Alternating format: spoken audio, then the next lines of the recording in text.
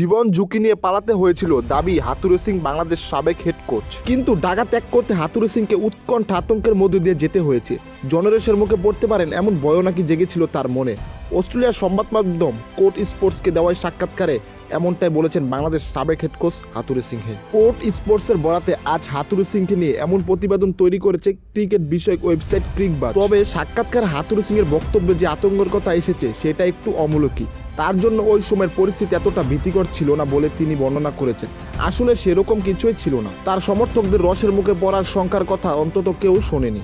বরং বাংলাদেশ দলের সমর্থকদের অনেকে যেমন চেয়েছিল হাথুরু সিংকে বিদায় করা হোক, অনেকে আবার তার পক্ষে ছিলেন। হাথুরু সিংকে রেখে দিলে বাংলাদেশ ক্রিকেট সামনে আরও উন্নতি হবে, এমন মানুষের অভাব ছিল না তখন। বাংলাদেশ থেকে বিদায়ের আগের ঘটনাটা বর্ণনা করতে গিয়ে বর্তমানে পরিবারের সঙ্গে অস্ট্রেলিয়ায় অবস্থান করছেন হাথুরু সিং।